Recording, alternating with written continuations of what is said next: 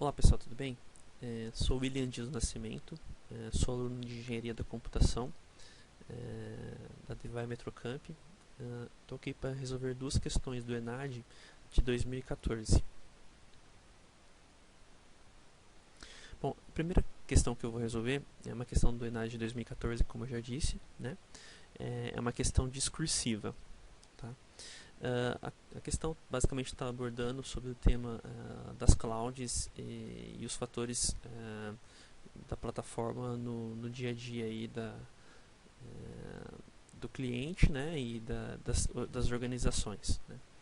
Bom, a questão diz o seguinte: a criação dos serviços em cloud ou nuvem, né, teve como consequência o fato de as tarefas de processamento, como ferramentas para edição de documento, armazenamento de dados, como arquivos e documentos, e mensagens como webmail, deixarem de ser executadas em estações de clientes locais, sem conexão à rede, e passarem a ser delegadas a equipamentos remotos conectados através da internet.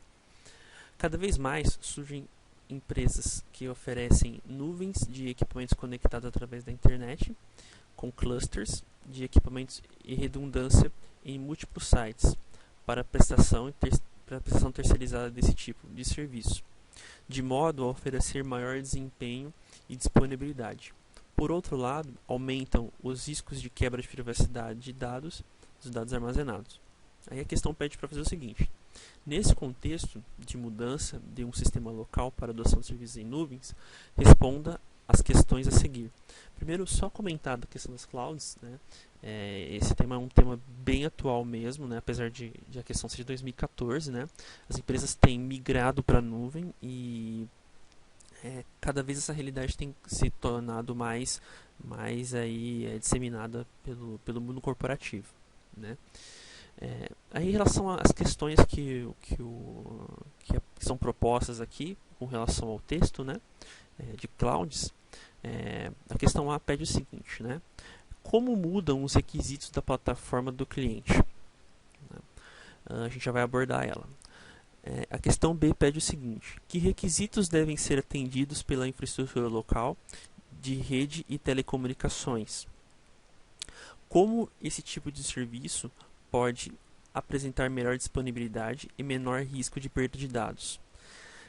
Próxima questão: que benefícios são esperados com a adoção desse serviço em nuvens? Então, realmente são questões bem pertinentes aí. Eu vejo que a questão, principalmente a questão C, que fala sobre o risco e perda de dados, é uma questão muito relevante e tem sido muito discutida entre os analistas de segurança e os analistas e gerentes das grandes corporações. Bom, vamos às respostas, né? Na questão A, o estudante deve citar aí pelo menos alguns dos aspectos abaixo aí, né? Por exemplo, os requisitos da plataforma do cliente se tornam mais leves em termos de capacidade de armazenamento e processamento, por ter menos volume de dados armazenados e aplicações instaladas. A plataforma deve obrigatoriamente possuir interface de comunicação em rede. A plataforma deve garantir maior segurança para a comunicação. A plataforma deixa de exigir maior preocupação do cliente quanto à atualização de software. Então vejam que todas essas questões são pertinentes à mudança dos requisitos da plataforma do cliente, né? E que devem ser observados de acordo com a mudança para as plataformas em cloud. Tá? Aí, retomando a questão B, tá? Que requisitos devem ser atendidos pela infraestrutura local e de rede de telecomunicações? Questão B, resposta aí sugerida seria: a infraestrutura de rede de telecomunicações deve oferecer uma qualidade de serviço adequada com alta disponibilidade e desempenho satisfatório. Aí ele coloca o adendo aí do QoS, né? Ou seja, busca disponibilizar uma banda de serviço específica e adequada para aquele tipo de aplicação, para que o desempenho da aplicação seja correto e satisfatório para quem está utilizando, né? Para ter aí a experiência da cloud em 100% do que ela pode oferecer, né? Aí, retomando a questão C, né? como esse tipo de serviço pode apresentar melhor disponibilidade e menor risco de perda de dados. E é aquela questão que eu disse aí que está bem massiva e está sendo discutida pelos analistas. Então, vamos lá na questão C para a gente dar uma olhadinha na resposta. Tá? Bom, aí a gente pode citar aí a questão das redundâncias, né, que é um aspecto relevante, e pode indicar a questão da maior disponibilidade e da menor perda de dados, né? Então, quanto ao risco, né, ele evidentemente que pode haver falha, né? Então, por conta disso que se fazem múltiplas cópias e esse dado não está em um único lugar, né? Aí a gente complementa, né? A oferta de serviço em vários locais contribui para o aumento da disponibilidade. Então é preciso que esses dados estejam em lugares diferentes, né? Em data centers virtuais diferentes, para que esse dado tenha uma alta disponibilidade, né? E uma redundância aí pertinente para a questão da disponibilidade aí da oferta do serviço em cloud. Tá? Voltando aí, respondendo a última questão da questão discursiva aí sobre clouds, né?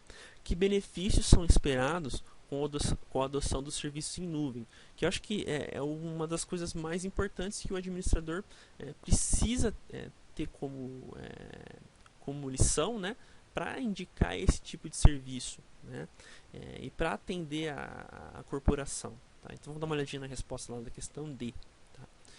Bom, a gente pode citar com os benefícios a alta disponibilidade, a facilidade de manutenção do lado do cliente. Na verdade, o cliente não teria manutenção nenhuma praticamente, a não ser manter esse cliente conectado à internet, enfim, né?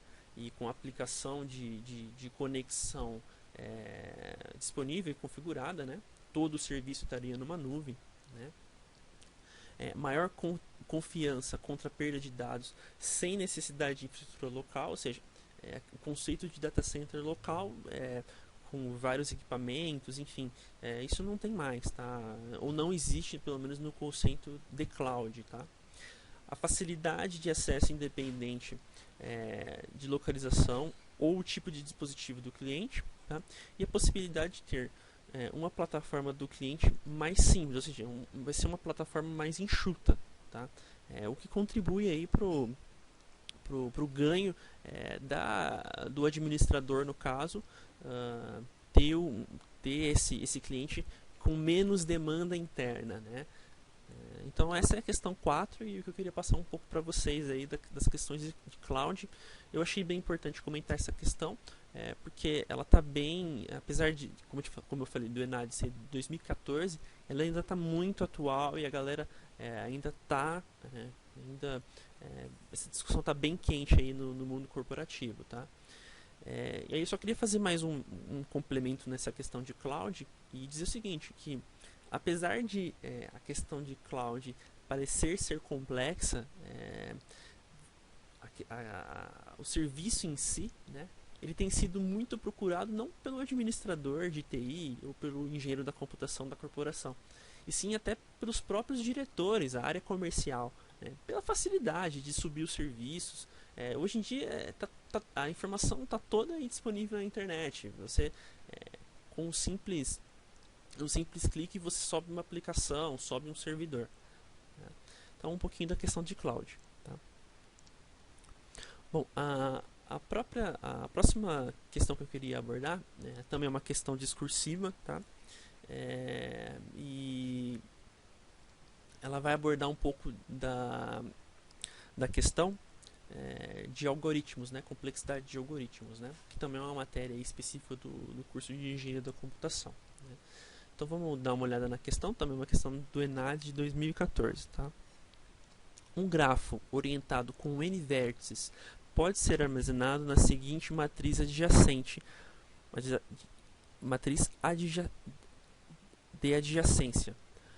Para cada I e J com 1 menor ou igual a I, J menor ou igual a N, e M, aí tem os módulos ali, né, de I e J igual a 1.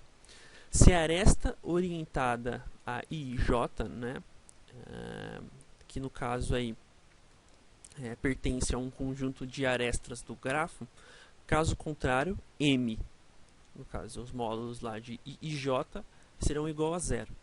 Com base nessas informações, faça o que se pede nos itens a seguir, né? Então, aí o item A pede a seguinte informação, né? Escreva um algoritmo que receba uma entrada matriz de adjacência de um grafo orientado e produza a matriz de adjacência do grafo com arestas reversas, né? O grafo representado pela matriz resultante deverá conter a aresta IJ se, somente se a aresta JI, né, pertence ao grafo representado pela matriz de entrada, né? A gente já vai comentar esse exercício, né, e depois a gente vai pular para o exercício B, tá? Mas agora vamos já falar direto no exercício A, tá?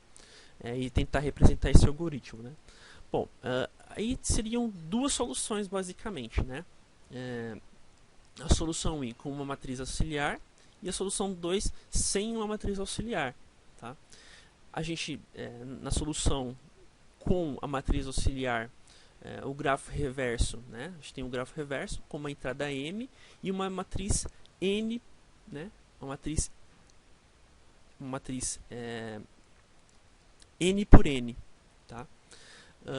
A saída nesse caso aí da matriz vai ser o próprio M aí da questão, tá? A solução 2, né? Sem uma matriz auxiliar, então a gente tem um grafo reverso novamente com uma entrada M, uma matriz N por N e a saída da matriz, né? No caso vai ser devolve novamente uma saída A, né? Ou seja, uma matriz M transposta no caso aí, tá? Que se buscou obter, tá? Com isso a gente consegue satisfazer o que se pede a primeira questão aí, a questão A, tá? No caso do exercício B, ele pede o seguinte, tá? Um algoritmo que receba como entrada uma matriz de adjacência de um grafo orientado e pede para imprimir aí, né, todos os ciclos orientados de tamanho 3 desse grafo. Para isso, considere um ciclo orientado 1, 2 e 3 e é o mesmo que 2, 3, 1. Porém, o ciclo orientado 1, 2 e 3 é diferente do ciclo orientado 3, 2, 1. De forma que ambas devem ser impressas e caso pertençam ao grafo, né? A questão até informa ali que você pode fazer uma anotação em português que é estruturada ou usar uma outra forma imperativa de linguagem para desenvolver essa questão, tá? No caso aqui a gente usou um português estruturado, né? Então, o algoritmo é um algoritmo de 3 ciclos com uma entrada M, né? A gente coloca a matriz adjacência aí e imprime os 3 ciclos da matriz. Essa é a solução 1, tá? Na solução 2, a gente faz a mesma coisa, tá? Coloca os 3 ciclos, tá? Coloca uma entrada M, tá? Uma entrada M, que é uma matriz adjacente, né? Matriz de adjacência, né?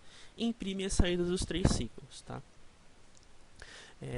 Vale ressaltar aí que as duas soluções para os dois, eu coloquei duas soluções aí para os dois exercícios e elas são válidas caso o exercício seja abordado aí na questão do ENAD para vocês, tá? Bom, essas são as questões que eu quis apresentar para vocês, né, que são questões do ENAD de 2014. E qualquer dúvida é só deixar um comentário aí embaixo que a gente pode trocar uma ideia melhor sobre as questões, tá bom? Obrigado e até mais!